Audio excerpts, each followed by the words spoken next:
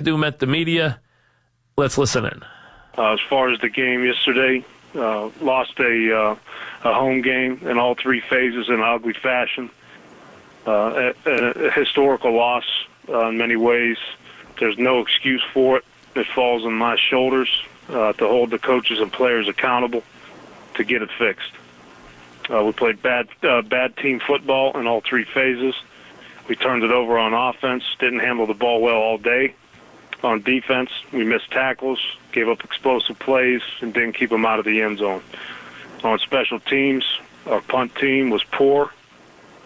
We missed hits and balls. The protection wasn't good enough, and we lacked integrity in our coverage lanes.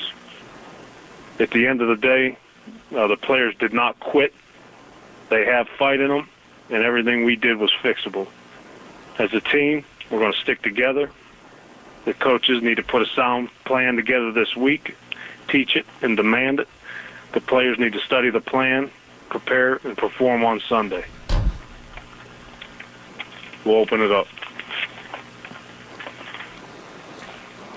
Ben, you say the players did not quit. What did you see when you looked at the effort in that game? I watched the film. I saw no sign of quit. How about on the 52-yard touchdown? I mean, just Eli Apple in particular. Have you talked to him? You know what he was kind of thinking on that play? On which 52-yard? Which play are you referring to? The screen where Apple was kind of the last guy there and didn't really seem to go after Wood. Yeah, the third and long was they were pre-snap. We could have aligned better. Post-snap, we could have attacked better. Our pursuit and our angles to the ball could have been better. And as far as Eli goes, he needs to attack and tackle right there. But it's just Ben, as a head coach, more than just one guy. Ben, as a head coach, what are the signs you would look for if a team, if a player had quit? I mean, what you say you did not see that in this game. What are the signs of a player or a team that has quit? Giving up on plays. I saw a team that fought to the end. Signs of change in speeds, loafs, something that I wouldn't recognize from our group. Our guys played hard. They fought to the end. Ben, I guess if you feel the team played hard, is it maybe a tough reality of the face that this team is just not talented enough to compete with a team like the Rams or a lot of teams left on your schedule? Yeah, we're only halfway through the season. We got a lot of football left to play. Everything is fixable. Everything will be addressed. Coaches, we need to put a good plan together, put players in position to be successful. Players need to prepare to go out and execute the plan on Sunday.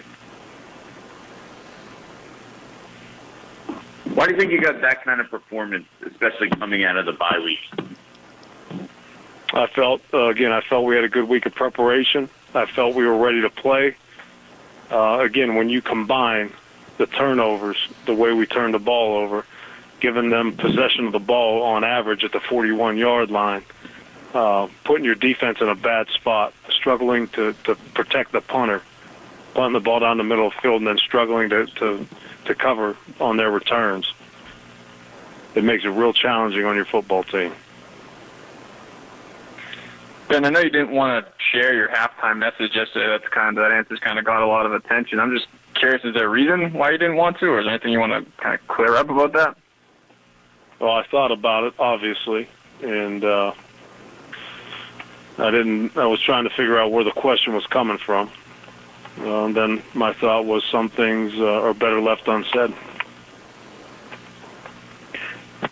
And when you say things are fixable, are you still seeing issues with the fundamentals of the game not being where they need to be at this point in the season?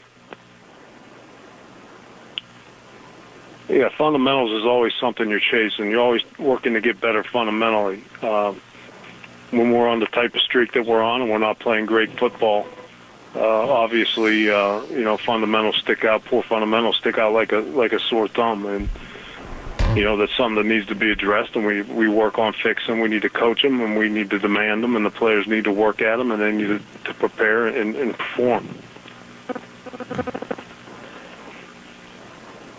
You had suggested, Ben, that you might get a look at some younger players down the road, and Eli seemed pretty emphatic that he was not a fan of that in terms of his position. Did you see his reaction, and do you have any comment on that? No, I did not see his reaction. Well, he was asked a couple times if about your belief that you might want to get a look at younger players, and someone asked you at quarterback, and you said every position, and Eli said he wants to play. He doesn't, he's not. What do you expect? I'm glad he said that. He's a pro football player. That's what he should be saying. Eli, he's our quarterback. But that doesn't mean at some point in time we won't throw another guy in there to get a look at him. Every position needs to be held accountable, and every position needs to play to a high standard. Same thing with the coaches. And obviously, when you lose in the fashion we lost yesterday, it's not good enough at anywhere, coaching or playing. Are you mindful at all with Eli and the consecutive starts streak where he ties Peyton this week for second place? Will that factor into your thinking? I'm not concerned about streaks, and we want to try to do everything we can do to get a win. Any update on Janoris Jenkins?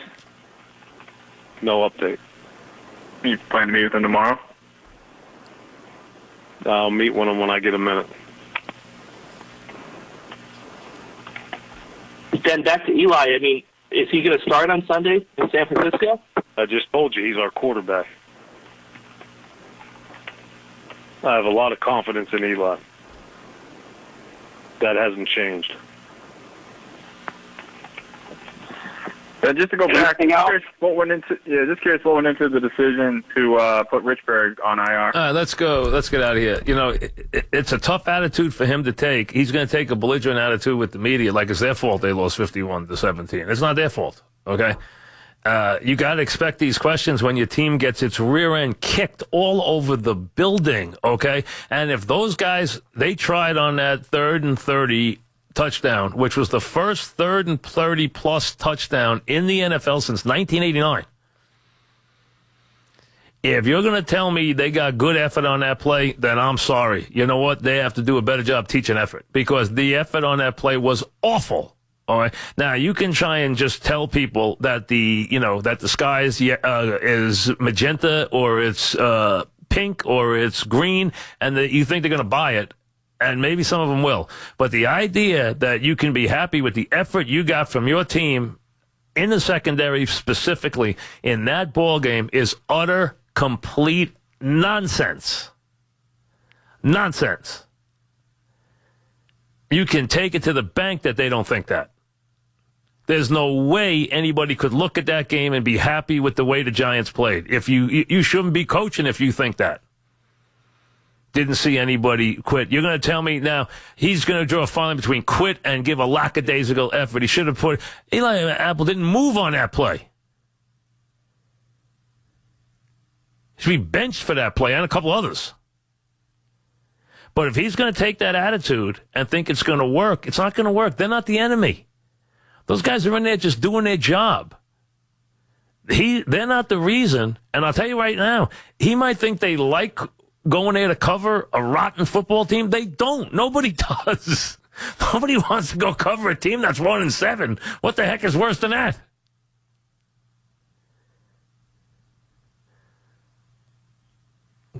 It's misplaced anger on his part. When we come back, we'll give away the great